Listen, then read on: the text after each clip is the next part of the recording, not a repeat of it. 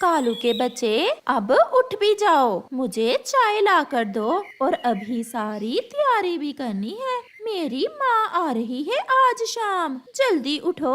ये लें चाय, आप चाय पी लें और मैं रसोई की सफाई कर लेता हूँ। आज रसोई के साथ साथ घर की भी अच्छे से सफाई करना। क्या कहेगी मेरी माँ ऐसा गंदा घर देखकर? मैं कर लूँगा, आप चाय पीकर नदी पर जाएं और मैं घर की सफाई कर लेता हूँ। फिर गौरी चाय पीकर नदी पर घूमने चली जाती है और कालू कौवा घर की सफाई करने में लग जाता है। नदी पर गौरी कौवी को चिड़िया मिलती है। गौरी बहन, कल मुझे कालू मिला था। वो बता रहा था कि आप घर के सारे काम कालू भैया से करवाती हो। वो अकेला थक जाता है, आप काम करने में उसकी सहायता किया करें। मुझे क्या करना है और क्या नहीं, मुझे सब पता है। मुझे ज्यादा भाषण देने की कोई जरूरत नहीं है। जब पति सर पर नहीं रहते तो तुम्हारे जैसियां हाथ मल मल कर रोती हैं। अगर उसे कुछ हो गया तो तुम खुद को माफ नहीं कर पाओगी। भागो यहाँ से, वरना मैं दो लगाऊंगी तुम्हारे। आई बड़ी कालू की वकालत करने वाली। शाम भी हो जाती है और गौरी कौवी की माँ भी आ जाती है। मेरी बेटी का घर तो बहुत साफ सुथरा है। माँ, ये सब कालू ही करता है, मैं तो सारा दिन सोई रहती हूँ। अच्छा, मेरे लिए खाने में क्या बनाया है? कालू, ओए कालू, इधर आओ। माँ जी के लिए क्या बनाया है खाने में? पत्नी जी, आपने नमक वाली खिचड़ी बनाने का ही तो कहा था, वही बनाई है मैंने। नमक वाली खिचड़ी मैं तो नहीं खाऊंगी, मुझे अब मीठी खिचड़ी पसंद है। मैंने तुम्हें मीठी खिचड़ी बनाने का कहा था और तुमने नमक वाली बना दी। हर काम उल्ट करते हो। ऐसे गौरी कौवी अपने पति से घर के सारे काम भी करवाती और आए दिन उसकी बेइज्जती भी करती। घर में शक्कर नहीं थी, इसलिए मैंने नमक वाली खिचड़ी बनाई है। तो क्या शक्कर तुम्हारा बाप लाएगा? जाओ और माँ जी के लिए शक्कर लेकर आओ। अब माँ जी शक्कर डालकर खाएगी खिचड़ी। फिर बेचारा कालू कौवा शक्कर लेने चला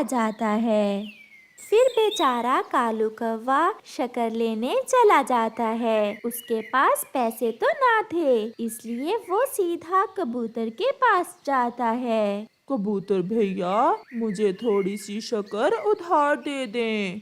आप ये शक्कर ले जाएं और तुम इतने परेशान क्यों हो? मेरी पत्नी घर का कोई काम नहीं करती। मैं बाहर के काम करूं या घर के, मुझे तो कुछ समझ नहीं आती। अगर अपनी पत्नी से इतना डरोगे तो ऐसा ही होगा। एक बार साफ साफ बता दो कि घर के काम वो करेगी और बाहर के तुम उसके गुस्से को नहीं जानते हो। अगर मैंने ऐसा कहा तो उसी दिन वो मुझे छोड़कर मैके चली जाएगी।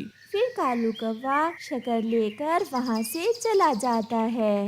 दूसरे दिन गौरी की माँ चली जाती है। चिड़िया गौरी के घर आती है। गौरी और कालू भैया, आज शाम मेरे घर सब पक्षियों की दावत है, आप भी जरूर आना। हाँ हाँ चिड़िया बहन, हम जरूर आएंगे। क्या बनाया है हमारे लिए छोटी चिड़िया दावत में? मैंने आप सबके लिए मीठे चावल बनाए हैं। कई दिनों से हम सब एक साथ नहीं बैठे, मैंने सोचा इसी बहाने हम सब मिल भी लेंगे। फिर चिड़िया वहाँ से चली जाती है। मैं एक बार नदी से नहा कर आता हूँ। कई दिन हो गए, मुझे नहाने का टाइम ही नहीं मिला। अगर ऐसे दावत में गया तो सब हंसेंगे मुझ पर। चुप करके घर के काम करो, बर्तन धो लो और झाड़ू भी लगा लो। पहले मुझे तैयार हो लेने दो, बाद में अगर टाइम बचा तो तुम नहा आना। फिर गोरी कौवी ब्यूटी पार्लर तैयार होने चली जाती है। वहाँ जाकर गोरी अपने चेहरे पर क्रीम लगवाती है और अपने पंख ठीक करवाती है। इस काम में वो शाम कर देती है और जब शाम के गोरी घर लौट कर आती है तो कालू कौवा नहाए बिना ऐसे ही बैठा हुआ था। मैंने आपसे कहा भी था कि मैंने नदी पर नहाने जाना है, मगर आपने इतनी देर कर दी आने में। दावत खाने जाना है चिड़िया की, तुम्हारा रिश्ता देखने नहीं, जो इतनी चिंता लगी हुई है तुम्हें। चलो अब हमें देर हो रही है। फिर कालू बिना नहाए गंदी चोंच के साथ ही गोरी के साथ चिड़िया के घर दावत खाने चला जाता है। वहाँ तो सब पक्षी इकट्ठे थे। शी कौवे, तुमने अपनी चोंच भी नहीं साफ की, ऐसे ही आ गए हो दावत खाने। गंदा कौवा, इसके साथ बैठकर दावत खाने से तो अच्छा है कि हम सब यहाँ से चले जाएं। कालू कौवा ये सब सुनकर बहुत शर्मिंदा हो रहा था और वो वहाँ से बिना दावत खाए ही चला जाता है। तोते और कबूतर, तुम्हारी वजह से कालू बिना कुछ खाए ही चला गया है। गोरी बहन, आप भी कालू को थोड़ा समय तो दिया करें, इतना काम करवाती हैं आप उससे, उस बेचारे को नहाने का टाइम भी नहीं मिलता। फिर वो सब पक्षी दावत खाते हैं। रात को जब गोरी घर वापस पहुंचती है तो कालू घोंसले में लेटा हुआ रो रहा था और उसे तेज बुखार था। कालू, तुम्हें तो बहुत तेज बुखार है। मेरे पंख में बहुत दर्द हो रहा है। गोरी जल्दी से बुलबुल डॉक्टर को बुलाने चली जाती है और बुलबुल को साथ ले आती है। बहुत ज्यादा काम करने से कालू का शरीर बहुत कमजोर हो गया है। मैं दवा दे देती हूँ, मगर इसे ठीक होने में कुछ दिन लगेंगे। फिर बुलबुल कालू को दवा देकर चली जाती है। सुबह हो जाती है, गोरी उठ जाती है, मगर कालू अभी तक अपने घोंसले में ही था। जब गोरी कालू को जगाने जाती है तो देखती है कि कालू तो मर चुका है। वो रोने लग जाती है। कालू, तुम्हें क्या हो गया? तुम मुझे अकेला छोड़कर क्यों चले गए? ऐसे गोरी बैठे रोए जा रही थी और अपने पति से किए हुए व्यवहार पर बहुत पछता रही थी, मगर अब समय लौटकर कब आने वाला था। फिर गोरी को पता चलता है, जब उसे ढूंढने से भी कहीं भोजन नहीं मिलता और उसे पता चलता है कि कैसे उसका पति घर के काम करने के साथ साथ भोजन भी लाता था। वो पहाड़ों पर जाकर अपने पति को याद कर कर के रोती है। प्यारे दोस्तों, अपने रिश्तों का मान सम्मान करो और एक दूसरे का ख्याल रखो। इस साल जंगल में बारिशें काफी हुई थीं, इसलिए जंगल में पानी की कोई कमी ना थी। चिंता थी तो सभी पक्षियों को भोजन की। चिड़िया बहन, बारिशें होने से जंगल की जमीन बहुत जरखेज हो गई है। क्यों ना हम अपने घरों के पास कोई खेती कर लें? कबूतर भैया, आइडिया तो ठीक है आपका, परंतु हम खेती करें भी तो किस चीज की? चिड़िया, मेरे पास कुछ दाने मकई के हैं और ये मौसम भी मकई की फसल के लिए ठीक है। क्यों ना हम मकई की खेती कर लें? ऐसे हमें पूरा साल भोजन की कोई चिंता नहीं रहेगी। और जो मकई हमारी जरूरत से ज्यादा होगी, हम जंगल की बड़ी मंडी में जाकर बेच देंगे। ऐसे हमें अच्छा मुनाफा मिल जाएगा। ऐसे सोचते हुए चिड़िया और कबूतर अपने घरों के पास मकई की फसल बोने की तैयारी करते हैं। कबूतर हल चलाकर जमीन नरम कर रहा था जब कौवा और कौवी वहाँ आते हैं। चिड़िया, ये आप क्या कर रहे हैं? गौरी बहन, हम अपने लिए मकई की फसल बो रहे हैं। बारिशें अच्छी हुई है ना, इसलिए इस बार खेती भी अच्छी ही होगी। कालू, बात तो चिड़िया ठीक कर रही है। क्यों ना जो खेत हमारे घर के पास है, हम भी वहाँ जाकर कोई फसल बीज दें। चिड़िया, क्या आपके पास मकई के कुछ बीज हैं? नहीं कालू भैया, हमारे पास तो थोड़े से ही बीज थे, वो भी कबूतर ने बचा कर रखे हुए थे। कालू, चलो हम तुम्हारे मामा जी के पास जाते हैं और उससे पूछते हैं हम किस चीज की खेती करें। वो हमें कोई अच्छा उपाय बताएंगे। फिर कौवा और कव्वी अपने मामा जी की तरफ चले जाते हैं। चिड़िया और कबूतर फिर से अपने काम में लग जाते हैं। अगर खेती करनी है तो प्याज की खेती करो। जंगल की मंडी में प्याज की फसल बहुत अच्छे दामों बिक जाती है और प्याज की फसल से मुनाफा भी ज्यादा होता है। मामा जी, प्याज का बीज हमें कहाँ से मिलेगा?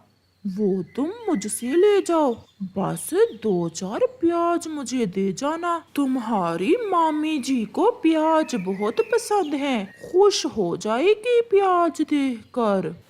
क्यों नहीं मामा जी, आप हमें बीज दे रहे हैं तो हम भी आपको प्याज दे जाएंगे। तो फिर ये लो बीज और जाकर जमीन अच्छे से तैयार करके इन्हें बीज दो। फिर गोरी और कालू प्याज का बीज लेकर वहाँ से चले जाते हैं। घर के पास जाकर वो प्याज के बीज बो देते हैं। अब कालू जी, मुझे तो बेचैनी से इंतजार रहेगा कि कब हमारे प्याज तैयार होते हैं और हम अपने प्याज बेचकर अमीर होते हैं। वो दिन दूर नहीं जब हम अपनी प्याज की फसल बेचकर अच्छा सा नया घर बना लेंगे और मेरे लिए सुंदर सुंदर गहने भी। वो दोनों ऐसे बातें करते हैं। कुछ दिनों बाद चिड़िया और कबूतर की मकई की फसल भी उग आती है। कबूतर भैया चलें, हमारी फसल अब उग गई है, हम जाकर अपनी फसल को पानी लगा देते हैं। चिड़िया बहन, हमारी फसल पूरे जंगल में सबसे अच्छी है। अब हम अच्छे से रक्षा करेंगे अपनी मकई की फसल की। ऐसे चिड़िया और कबूतर अपनी मकई की फसल को पानी देते हैं। चल गोरी, जाकर अपने खेत की सफाई करें। अगर खेत की सफाई ना की तो फसल अच्छे से नहीं होगी। कालू, तुम भी पागल ही हो। हम किसी दूसरे पक्षी से काम करवा लेते हैं और जब हमारी प्याज की फसल बिकेगी तो हम उसे बेचकर पैसे दे देंगे उस पक्षी को। ये बात भी ठीक है। क्या जरूरत है हमें कबूतर और चिड़िया की तरह मरने की। मैं अभी जाता हूँ और कोई पक्षी ढूंढ कर लाता हूँ जो हमारे खेत की सफाई करे। फिर कालू कौवा जंगल में एक दूसरे पक्षी के पास जाता है। तोते, क्या कोई काम करोगे? मैं हूँ तो आजकल फारग ही, अगर कोई अच्छा सा काम मिल जाए तो मैं कर लूँगा। तो फिर मेरे साथ चलो, हमारे प्याज के खेत की सफाई करना है। क्या दोगे तुम बदले में मुझे? अभी तो मेरे पास कुछ नहीं है, परंतु जब मेरी प्याज की फसल बिकेगी तो मैं तुम्हें अच्छी खासी रकम दूंगा। ऐसे तोता मान जाता है और वो कौवे के साथ जाता है। तोता सारा दिन काम करता है और कौवे के प्याज के खेत की सफाई करता है। कौवा और कौवी सारा दिन घर में सोए रहते हैं। तोते, कहाँ से आ रहे हो? क्या बताऊं यार, आज मैं बहुत थका हुआ हूँ। मैं आज कौवे के साथ गया हुआ था, कौवे के प्याज के खेत की सफाई करने। क्या मजदूरी ले ली है कौवे से?